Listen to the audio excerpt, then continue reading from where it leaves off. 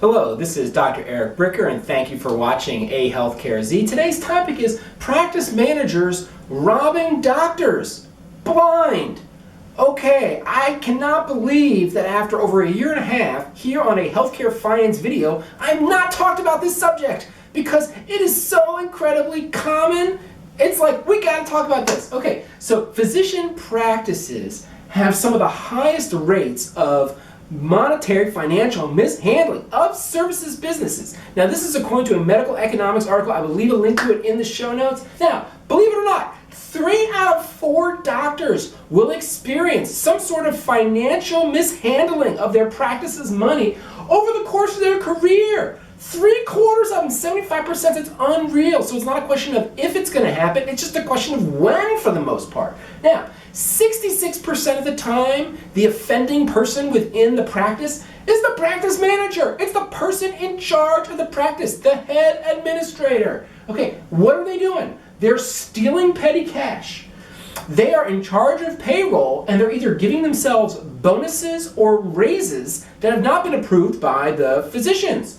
They are using the company or the practice credit card for personal expenses. They're writing themselves their own checks. There's a laundry list of things in this article that I will leave a link in show notes that they do to steal money from the practice. Now, I personally have been sort of closely aware of 2 particular instances. One was a cardiologist in Illinois where his practice manager was stealing for him for 15 years before he found out about it. It had been going on for a decade and a half. Okay, and another group of cardiologists, I think it's just a coincidence, I don't think cardiologists are particularly prone to this, right? For a cardiology group in Texas where their practice manager was doing the credit card thing. They were using the credit card to pay their utility bills.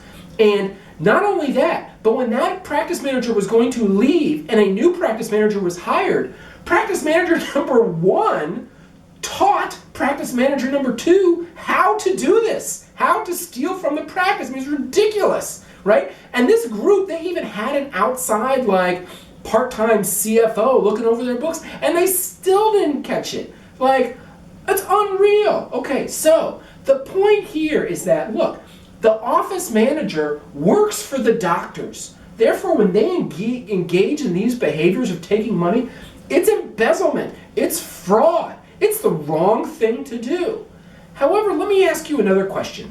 We all know that more and more physicians now don't work for themselves, they work for a large organization. And so, in effect, the doctors now work for the managers. So the question then becomes, okay, well, if the doctors work for the managers, to what extent are these things now okay to do, right? Especially the payroll for raises and bonuses, right? That's not okay if the manager works for the doctors. But if the doctors work for the manager, what's to stop that from happening?